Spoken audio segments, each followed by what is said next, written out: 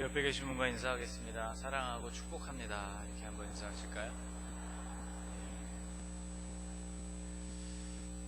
8월 마지막 날 여러분 함께 모여서 예배하게 된 것을 감사하게 생각합니다. 오늘 둔내에서 항상 예배하시다가 오늘 다 식구들이 올라오셔서 이렇게 얼굴도 뵙고 함께 예배하게 돼서 얼마나 감사한지 모르겠습니다. 8월이 가고 이제 내일부터 가을을 시작되는 9월, 이미 시작되기는 했지만 그러나 느낌상으로 이제 9월이 가을이 확 와닿는 그러한 시점에 와 있습니다. 여러분 하나님의 은혜로 충만한 가을을 누리시기를 주님의 이름으로 축복합니다. 오늘 본문을 살펴보면 예수님께서 갈릴리 바다 건너편 거라사라는 지방에 가셨을 때 일어난 일입니다. 이곳에 귀신 들린 한 사람을 주님이 만나 주시고 그를 치료해 주시는 그런 이야기가 기록되어 있습니다. 우선 우리는 이 이야기 속에서 예수님이 거라사라는 곳에 가셨다는 점에 주목할 필요가 있습니다. 왜냐하면 바다 건너편 거라사라는 이 지역은 역사적으로 별로 영적이지 못하고 또 이스라엘 민족들이 보기에 민족적이지도 않은 그런 지역이기 때문입니다. 역사적으로 이곳에는 오래전부터 우상 숭배가 성행했던 곳이고 또 율법적으로는 돼지를 키우는 부정한 지역이었기 때문이죠. 유대인들은 율법에 명시하고 있는 대로 부정한 짐승, 돼지를 만지거나 접촉하는 일을 극도로 꺼려했습니다. 그러므로 이곳에서 돼지를 치는 사람, 또 거기서 치는 돼지를 먹는 사람, 바로 그들은 이스라엘 사람들이 아니었고 이방인들이었고 특별히 로마 사람이었다는 것을 우리는 생각하게 됩니다. 로마인들을 위해서 돼지를 치는 일로 생계를 유지하는 사람들, 그들에 대한 시선이 유대인들에게 있어서 그들이 곱게 보일 리가 없었던 것이죠. 더군다나 여기서 살고 있었던 이 사람, 예수님이 만나주신 이 사람은 귀신에 들려서 고생하고 있었던 사람입니다. 그러니까 이 사람은 최악의 지역에서 살고 있었던 최악의 경우라고 말할 수 있는 것이죠. 그런데 주님이 이 한 사람을 만나주시기 위해서 갈릴리 호수 바다를 건너십니다. 사마리아를 통과하신 이유가 수가 마을 그 우물가에서 한 여인을 만나시기 위한 목적이었다면 이 갈릴리 호수를 건너셔서 이 거라사라는 곳에 도착하신 이유 역시 주님께서 절박한 이 한 사람을 만나주시기 위함이었다고 저는 믿습니다. 우리는 주님을 만나는 이 사람, 그리고 새롭게 변화된 이 사람에 대해서 조금 더 살펴볼 필요가 있습니다. 그는 귀신 들렸던 사람이다, 그렇게 오늘 본문이 증거해주고 있는데요. 여러분 머릿속에 한번 예수님과 그 제자들이 배에서 내려서 바로 이곳 거라사에서 귀신 들린 이 사람을 만나는 이 장면을 여러분 머릿속에 한번 그림으로 이렇게 그려보시기를 바랍니다. 우선 그곳은 무덤이 많은 지역이었습니다. 아마도 자연동굴 형태로 되어 있는 그런 바위 지형이 많은 지대였을 것이라고 학자들은 이야기하는데, 우리로 치면 공동묘지이죠. 여러분 이런 곳에서 귀신 들린 사람을 만난다, 이렇게 생각을 해보면 좀 으시시해지실 것입니다. 귀신이 밝힌 자신의 정체는 군대, 헬라어로 레기온이라고 말씀하고 있습니다. 이 레기온은 로마의 군단급 병력을 지칭하는 단어인데 정말로 그처럼 많은 귀신이 이 한 사람의 일생을 괴롭히고 있었던 것이죠. 또 이 사람은 쇠사슬과 고랑을 끊어버릴 만큼 괴력을 발휘하는 존재였습니다. 아마 온 그 지경의 마을들에게 이곳을 지나가거나 혹은 이곳을 방문하게 될 때 두려움에 떨게 만드는 원인이 바로 이 사람이었다 하는 것을 우리는 짐작해 볼 수 있죠. 또 이 사람의 신체는 온전치 못했습니다. 오늘 성경에 보니까 돌로 자기의 몸을 자해하는 사람이었다고 말씀합니다. 오래된 상처들과 갓 생긴 상처들에서 피가 흘러나오고 있었던 그런 처참한 몰골을 하고 있었던 사람이 바로 이 사람이죠. 더더군다나 이 사람은 옷을 입고 지내는 사람이 아니었습니다. 이 사람은 예수님과 그 일행에게로 올 때 걸어오지를 않았다, 오늘 본문에 그렇게 기록하고 있죠. 6절 말씀을 보면 그가 멀리서 예수를 보고 달려왔다고 전하고 있습니다. 또 그는 아마도 소리를 지르면서 달려왔을 것으로 보입니다. 5절 말씀을 보면 이 사람은 밤낮 무덤 사이에 거하면서 무덤 사이에 있을 때나 산에 있을 때나 언제나 고래고래 소리를 지르는 사람이었기 때문이죠. 이 분위기를 결정적으로 완성해주는 장면 하나가 더 있습니다. 이 일이 일어나게 된 시각이죠.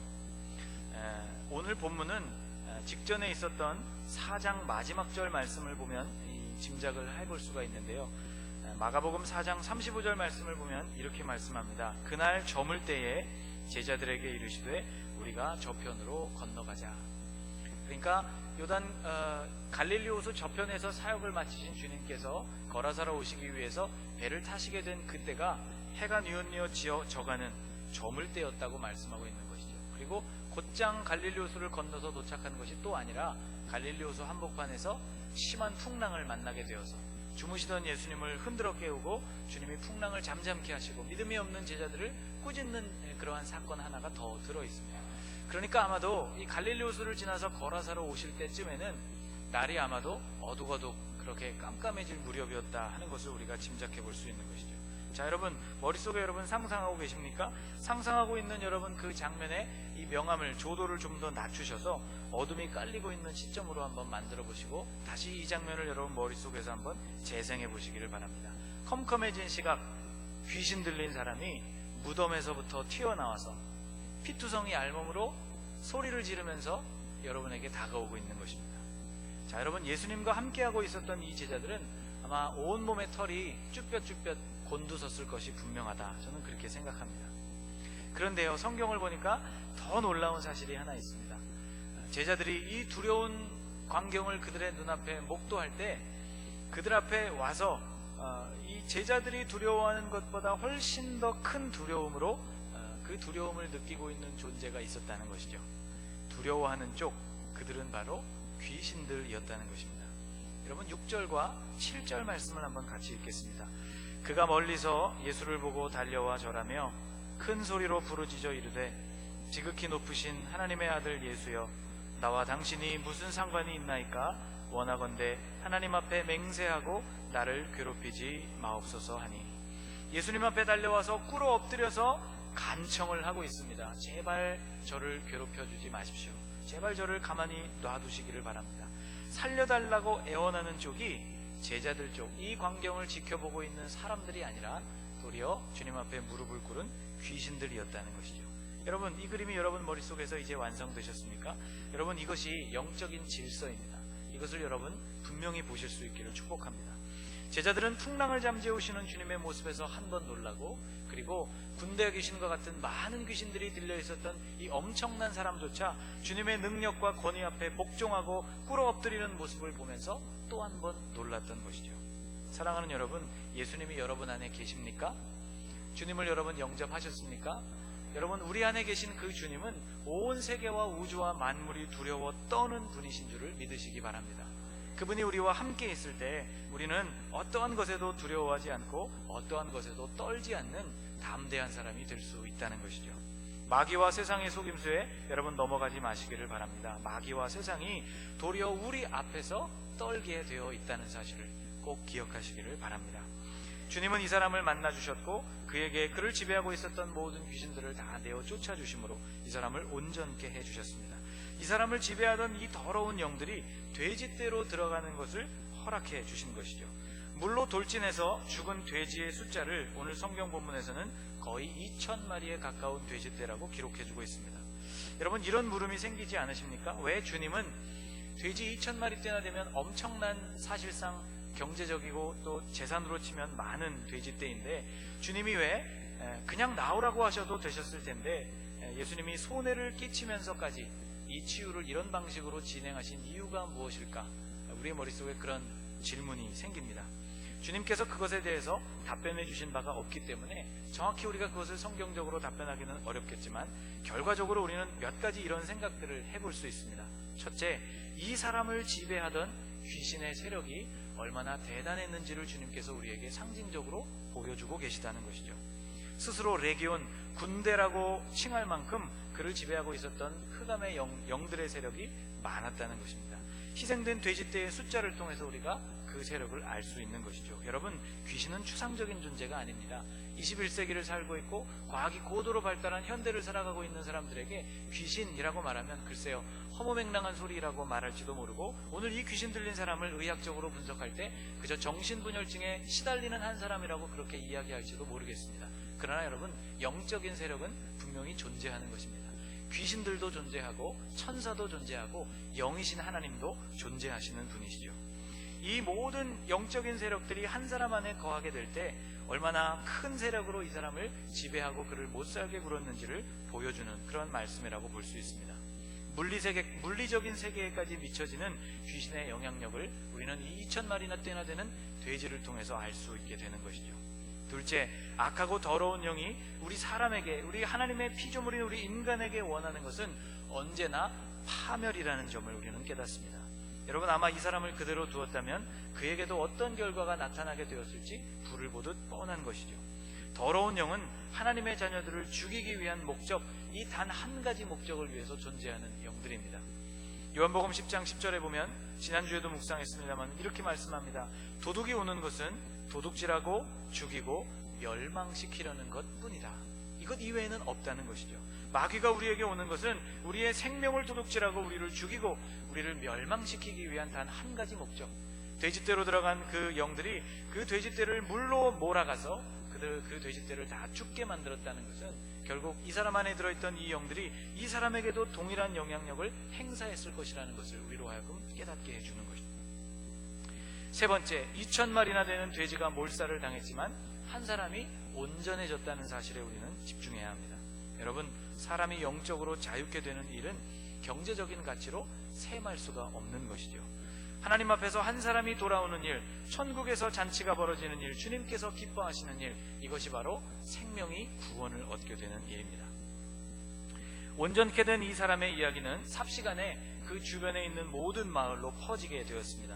오늘 우리가 이 상황을 조금 더 자세히 살펴보려고 합니다. 여러분, 14절 말씀부터 17절까지의 말씀을 한번 같이 천천히 읽어보겠습니다. 치던 자들이 도망하여 읍내와 여러 마을에 말하니 사람들이 어떻게 되었는지를 보러 와서 예수께 이르러 그 귀신 들렸던 자, 곧 군대 귀신 집혔던 자가 옷을 입고 정신이 온전하여 앉은 것을 보고 두려워하더라. 이에 귀신 들렸던 자가 당한 것과 돼지의 일을 본 자들이 그들에게 알림해 그들이 예수께 그 지방에서 떠나시기를 간구하더라. 자, 14절부터 17절까지 말씀을 다시 설명해드리면 이런 것입니다. 그 모든 상황을 현장에서 목격한 사람들이 너무 놀라서 현장을 떠나서 읍내와 여러 마을들로 달려가게 되었고 그 소식을 다른 사람들에게 전하게 됩니다. 소식을 들은 사람들이 그 현장으로 달려오게 되었는데 온전케 된 그 사람을 보았고 놀랐고 두려워했다고 그렇게 기록되어 있습니다. 자, 목격자들이 그 현장에서 일어났던 모든 일들을 뒤늦게 달려온 사람들에게 현장에서 다시 설명을 해주게 되었다는 것이죠. 이게 16절 말씀입니다. 바로 이때 이 이야기를 듣고 달려온 그 사람들이 예수님께 요청을 했던 한 가지 내용이 17절 말씀에 기록되어 있는 것이죠. 그들은 예수님이 그곳을 떠나주시기를 요청하게 됩니다. 자, 돼지를 치던 사람들, 그리고 그 모든 일들을 눈으로 본 사람들은 이 모든 사건들을 그들이 직접 체험했기 때문에 아마 경황이 없었을 것입니다. 정신이 하나도 없었을 것입니다. 너무 놀라서 사람들에게 달려가서 이 일을 전했던 것이죠. 그러나 소식을 듣고 달려온 사람들, 그들은 조금 더 객관적인 시각에서 이 사건을 바라볼 수 있는 사람들이었다고 말할 수 있습니다. 이런 마음이 들었다는 것이죠. 마음 한편으로는 귀신이 들려서 온 마을에 골칫거리였던 그 사람이 정상으로 돌아와서 옷을 입고 멀쩡하게 앉아있는 모습에 놀라기도 했지만 마음 다른 한편에서는 곧 그 사건이 가져오게 될 파장을 예상하게 되었다는 것입니다. 그 파장이 무엇입니까? 그들의 눈에 심각한 문제로 비쳤던 것은 귀신 들렸던 사람이 정상으로 돌아왔다는 것이 아니었습니다. 그들의 눈에 정말 심각한 문제로 비춰진 것은 예수님이 그 사람을 치료함으로 인하여서 발생한 2,000마리대나 되는 돼지의 죽음, 곧 물질적인 손해였다는 것이죠. 예수님이 계속 그곳에 머물게 된다면 정말 큰 문제였습니다. 얼마나 더 큰 손실이 발생할지 알 수도 없는 일이었던 것이죠. 실은 이들이 느낀 두려움의 본질은 오늘 15절 말씀에 말씀하고 있는 것, 그가 정신이 온전하여 앉은 것을 보고 두려워하였다고 기록하고 있지만 실제로 이 사건을 바라보고 있고 예수님께 떠나주실 것을 요청했던 사람들의 마음을 훨씬 더 강력하게 사로잡은 두려움은 예수님의 능력에 대한, 혹은 이 사람이 온전케 된 것에 대한 두려움이 아니라 그들이 현실적이고 피부적으로 느껴지는 경제적인 손실이었다는 것입니다. 그들은 깊이 고민해 볼 것도 없이 그래서 한 가지를 예수님께 분명하게 요구하고 있는 것이죠. 주님, 이곳을 떠나주십시오. 눈앞에 보여지는 경제적인 손실 때문에, 또 앞으로 닥칠 손해 때문에 그들은 생명의 주님을 내쫓고 말았던 것입니다. 여러분, 이 일이 좀 너무하다고 생각되십니까? 사실 그런데 이런 일은 오늘날에도 아주 빈번하게 일어나고 있는 일입니다. 여러분과 저의 마음속에서 혹은 예수 바깥에 있는 사람들에게서 빈번하게 일어나고 있는 일이라는 것이죠. 주님은 지금도 오늘도 여러 곳에서 배척을 당하고 계십니다. 예수 믿는 사람들이 엉터리로 살고 있기 때문에 덮어놓고 예수 믿는 일을 배척하는 경향도 짙어지고 있는 그런 시대를 우리가 살아가고 있지만, 더 중요한 것은 예수를 정말 잘 믿는 것, 예수를 정말 잘 믿는 것이 무엇을 뜻하는지를 제대로 아는 사람이라면 예수 믿는 일이 쉬워 보이지 않고 그것을 정중히 사양하게 된다는 것입니다. 얼마 전에 저희 집 주변에서 있었던 일입니다. 밤늦게까지, 제가 살고 있는 그 주택은 가운데 공터, 놀이터를 가운데 사이에 두고 단지가 이렇게 거의 아주 좀 가깝게 있는 편입니다. 한밤중에 그곳에서 정자에서 이렇게 두런두런 이야기를 하면 소리가 다 바깥으로 퍼져나가는 그런 구조입니다. 한밤중에 아주 시끄럽게, 아주 큰 소리로 아주 재밌게 이야기를 하고 있었습니다. 누구도 좀 가서 제지하는 사람, 요즘에 그렇죠. 누가 그렇게 찾아가서 그런 일이 있으면 좀 늦은 밤인데 조용히 해주시면 좋겠어요, 그렇게 얘기하는 사람 잘 없습니다. 또 젊은 아이들이 와서 그렇게 놀고 있으면 두려워서 그렇게 가기도 힘든 것이 요즘 사회의 행태이죠. 한밤중에 그렇게 한참 대화를 하고 언제쯤 그 대화가 끝날까 기다리고 있었는데, 이분들은 이제 안녕히 가세요 그러고 인사를 하면서 이렇게 인사를 하더라는 것이죠. 안녕히 가세요, 집사님. 여러분, 예수 믿는 사람들이 정말 엉터리로 살고 있기 때문에 덮어놓고 예수 믿는 일에 대해서 편견과 선입관을 가지고 보는 사람들이 많이 있다는 것입니다. 여러분과 제가 정말 예수 잘 믿어야 할 것 같습니다.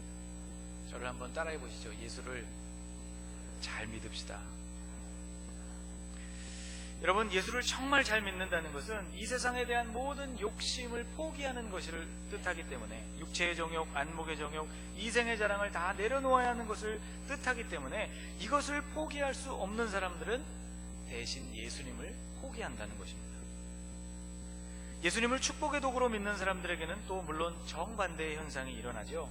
예수님을 이용해서 자신들의 욕심이 충족되기를 원하는 사람들, 예수님을 정중히 사양하는 사람이 그래서 어떤 면에서는 더 수준 있는 태도인지도 모르겠습니다.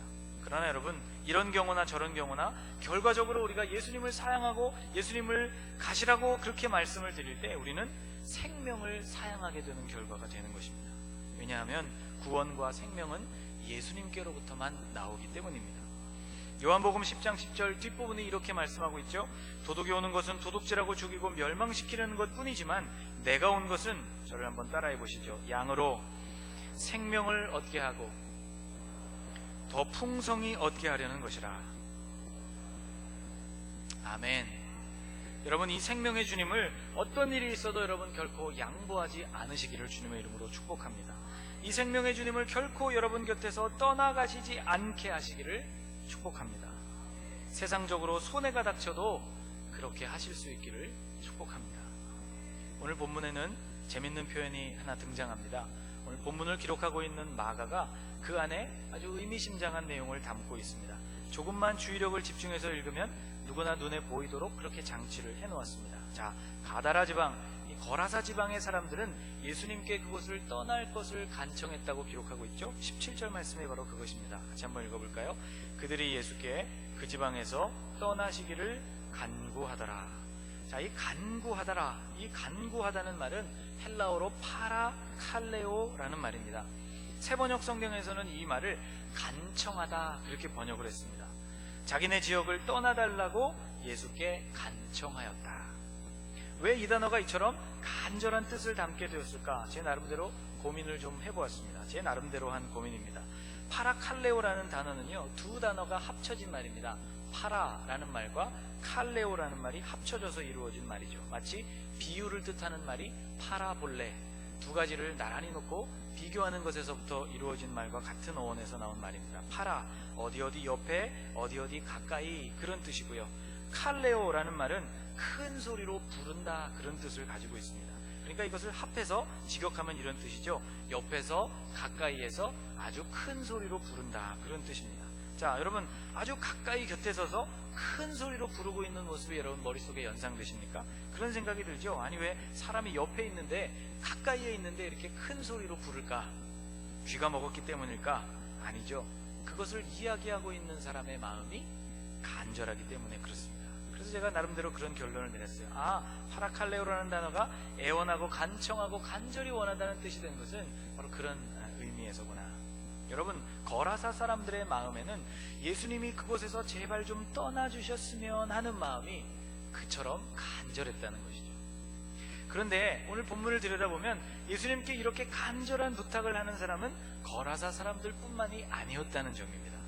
예수님께 간구하고 있는 또 한 사람이 이어지는 18절에 등장하고 있습니다. 우리 18절을 같이 읽을까요? 예수께서 배에 오르실 때에 귀신 들렸던 사람이 함께 있기를 간구하였으나. 18절 말씀. 예수께서 배에 오르실 때 귀신 들렸던 사람이 함께 있기를 간구하였다고 기록하고 있는 것이죠. 간구하는 또 한 사람, 그는 누구냐면 귀신 들렸다가 온전해진 그 사람이었다는 것입니다. 그는 정반대의 간구를 하고 있죠. 그는 예수님이 떠나가실 것이 아니라 주님이 거기에 계셔 주시기를 간청하고 있습니다. 거라사 사람들도 아주 간절하게 부탁을 했고, 치유받은 이 사람도 아주 간절하게 부탁을 하고 있습니다. 차이점이 있다면 간절하게 부탁하는 그 내용입니다. 거라사 사람들은 예수님이 떠나주시기를, 치유받은 이 사람은 예수님이 그곳에 머물러 주시기를 간절히 부탁했다는 것이죠. 자, 여러분, 제발 떠나달라고 사정하는 사람들과 가지 말라고 애원하는 이 사람들의 모습이 여러분 머릿속에 한 장면으로 그려지지 않습니까? 마가는 간절히 구하고 있는 이 내용을 이렇게 극명하게 대비시킴으로써 본문을 읽고 있는 우리를 오늘도 도전하고 있는 것입니다. 우리에게 이렇게 묻고 있는 것이죠. 직접적이지는 않지만 간접적으로 우리의 마음에 이렇게 묻고 있는 것입니다. 여러분은 어느 쪽입니까? 라고 묻고 있는 것이죠. 눈앞에 이익 앞에서 그것이 끊어질까봐 예수님이 떠나달라고 예수님을 거절하는 쪽인가? 아니면 부끄러움과 여러 가지들을 무릅쓰고 예수님과 함께 있기를 구하는 쪽인가? 오늘 말씀의 제목을 우리를 이끄는 것이라고 했습니다. 여러분, 무엇이 여러분을 이끌고 있습니까? 현실의 이익입니까? 영적인 생명입니까? 나는 예수님과 함께 있기를 구하는 사람입니까? 손해가 생길 것을 염려하여서 주님을 떠나시기를 구하는 사람입니까? 여러분, 예수님께 직접적으로 떠나달라고 우리가 말하지는 않더라도 예수님께서 어떤 순간만큼은 잠깐 눈을 딴 데로 돌려주시거나 혹은 딴 데 가 계시기를 원하는 그런 때가 여러분 있지 않습니까? 하나님이 원치 않는 일들을 우리가 하려고 할 때, 우리의 마음에 간절히 원하는 일이기는 한데 주님이 기뻐하지 않을 것 같은 일들을 하게 될 때 우리는 그런 마음을 먹게 됩니다. 사랑하는 여러분, 여러분과 제가 예수님과 함께 있기를 무엇보다도 간절히 원하는 하나님의 사람들이 되기를 소원합니다. 손해가 생길 것이 염려되고 앞으로 닥칠 손해가 무서워서 예수님 잠깐 떠나주십시오, 그렇게 부탁하는 사람이 아니라 간절하게 주님과 함께 거하기를 원하는 사람, 그런 사람이 되시기를 축복합니다. 다윗이 바로 그런 소원을 가지고 있었던 사람입니다. 시편 27편에 보면 다윗이 이렇게 고백합니다. 같이 한번 읽어볼까요? 내가 여호와께 바라는 한 가지 일, 그것을 구하리니 곧 내가 내 평생에 여호와의 집에 살면서 여호와의 아름다움을 바라보며 그의 성전에서 사모하는 그것이라. 여러분과 저를 이끌어가고 소원하게 만들고 간절히 구하는 그것이 주님 곁에 머무는 것, 그리고 주님이 우리 안에 내내 함께 계시는 것, 이것이 여러분의 소원이 되시기를 주님의 이름으로 축복합니다. 기도하겠습니다. 하나님, 만유를 다스리시는 주님께서 내 안에 계시다는 것을 오늘 깨닫게 해주시니 감사합니다. 세상이 우리에게 닥쳐오는 여러 가지 두려움들과 위협 앞에서도 두려움 없이 나아가는 하나님의 사람들이 되게 하여 주옵소서. 하나님, 현실적인 이익 앞에서 우리의 마음이 약해지지 않도록 우리를 붙잡아 주시옵소서. 하나님, 육신의 정욕, 안목의 정욕, 이생의 자랑이 우리의 마음을 강력하게 이끌어가는 시대를 오늘 우리가 살아가고 있습니다. 우리가 우리에게 닥쳐올 환난과 어려움과 우리의 이익을 포기해야 한다는 어려움 앞에 우리가 직면하게 될 때 우리가 예수님 눈 감아 주셨으면 좋겠다, 주님 잠깐 우리 곁을 떠나셨으면 좋겠다, 우리의 마음에 혹여나 이렇게 생각하는 일이 없도록 하나님, 우리의 마음에 주님께서 유일한 소원이자 유일한 갈망이 되게 하여 주시옵소서. 주님과 함께하기를 간구하는 하나님의 사람들 되게 하여 주옵소서. 새로 시작되는 이 9월이 또 한 주간이 주님과 함께 거하고 그것을 우리의 삶의 가장 큰 소원으로 삼아 살아가는 하나님의 자녀들 될 수 있도록 우리를 붙잡아 주시옵소서. 예수님의 이름으로 간절히 기도하옵나이다.